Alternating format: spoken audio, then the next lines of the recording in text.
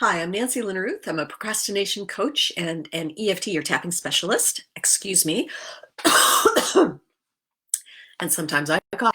Anyway, so today what I want to talk about is some types of inherited money blocks I've seen in myself and in my clients. That particularly, I'm going to focus on the ones that can happen anyway, for business owners.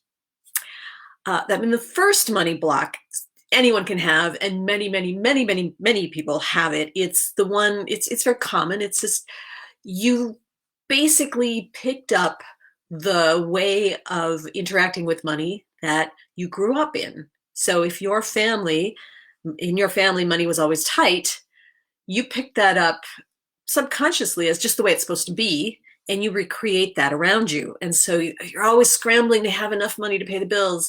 There's just never quite enough, and it's tough to get it through all the way through the month. And I certainly picked that up from my family. There was a lot of talk about how there never was quite enough. Could we get those tennis shoes for the kids? And it was interesting in retrospect. I think we were always fine. But the message I picked up was, "Ooh, it's not. Ooh, is there? It's a problem." And then I recreated that through much of my life as an adult. So it didn't have to be that way, and I could always see that it didn't have to be that way, and yet it always was that way for many years. And I still struggle with that one. Even with the tapping that I've done to release it, it's gotten much better, but there's still a ways to go. Things that go way back to childhood, early childhood like that, tend to have many layers that need to be released. So anyway, you perhaps were in a family with a message around money that you heard a lot, or you saw it because it happened over and over again. And that's like the most common way to inherit a subconscious money block from your parents, your grandparents. Now, I've also seen a couple of ways, a couple of types of inherited money blocks that seem to be particular to business owners. I suppose they don't have to be, but that's where I've seen it with my clients and myself. One is a repeating pattern. Let's say that you're repeating from a parent who had a business. So you have a business, your parent had a business, and you have the same kind of problem they did. So my father had a business for a while before he went back and started working for somebody else. And what happened was, he was very excited. He had a partner, and they were working on it, and it just never quite took off. And I repeated that for many years. I had my tapping, before tapping, it was just a coaching practice, and it was a little business on the side. And I kept thinking, someday it'll take off. And it didn't, and it didn't, and it didn't, and it didn't, until I realized what I was doing, and I started tapping and releasing all this stuff. And finally it got to the point where it's no longer my side business, it's my full-time business. And it is taking off, which is wonderful. But it took a lot of work to release that. I have worked with other folks who have similar issue or a related issue. So let me give you the related issue. I had one client who, and I'll change some details here. So he was an early days entrepreneur. He had a company. He really wanted it to grow, and yet when we started digging, he was terrified of it growing and bringing in money, because when he was growing up, his father had a business. And what would happen is they would go through these big cycles. Sometimes dad was doing great and all the money was pouring in and they had plenty to live on. And then something would happen. And this happened several times. And the money went out. And it got to the point where they were selling the furniture to eat. And then, suddenly it's all good again. And so having lived through a few of those cycles, my client was terrified down deep that he's going to do the same thing. And so he wouldn't let himself get to the highs in case that immediately would lead to the lows. So he was always sort of like struggling to get it get the thing launched and make enough. And he could see the ways that he was holding himself back, changing his business model and other things like that. So it's either, so this second type of inherited money blocks, either you are repeating your parents' pattern like I did with your business, or you're afraid of repeating that pattern. So you just hold yourself back. You're afraid of getting the money because of what it will lead to. So the third inherited type of money block is, it's going to be really woo-woo. If you don't do woo-woo, turn this off right now. Don't watch anymore. Okay. But I gotta say, it happened. And it happened to me, and it happened to one of my clients, that we went digging. And God, I have so many blocks. But anyway, I've released so many. That's why I know what I'm doing here.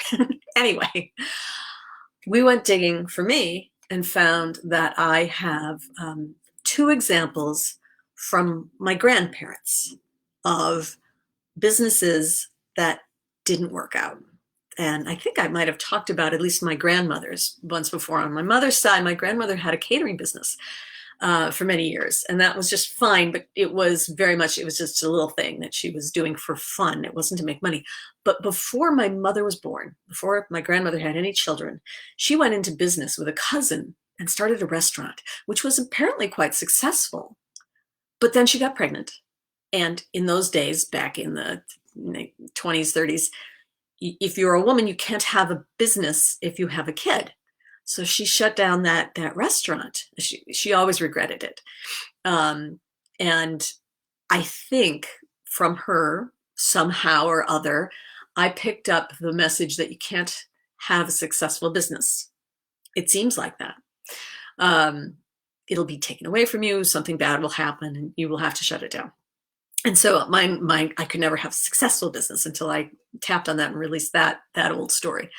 And then on the other side, my father's father, interesting, mother's mother, father's father, had a business that was something to do with cattle.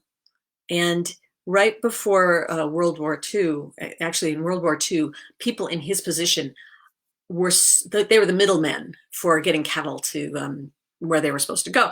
And people in his position made lots and lots of money. So if he had survived, he would have made lots and lots of money. But he died before that period, so he never quite got to there. But even before that, he was doing an okay business. But before that, he had a business that in the Depression, no one could pay him.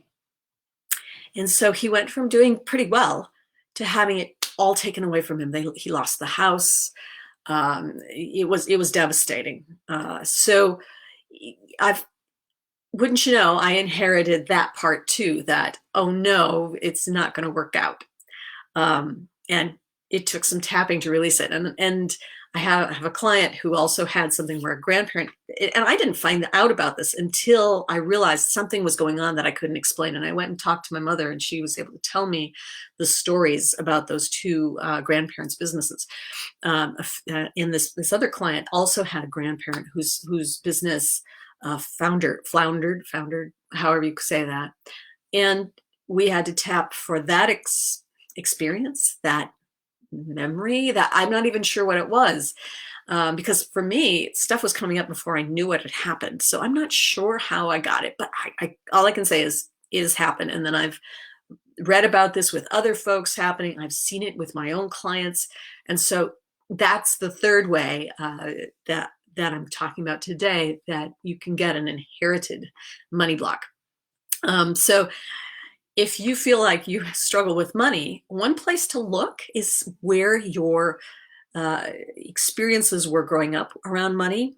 And if it's around a business, take a look at the businesses in your family, particularly the ones that weren't always rosy and wonderful, and see where you might have learned or picked up a relationship to money that's just not serving you now.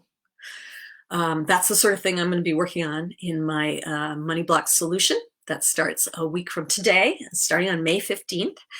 I'm excited to do this. I love doing this. I did this a few months back and had a grand time, and I'm looking forward to doing it again. If it is at all interesting to you, the very thought of it, why don't you reach out and we will set up a time to talk.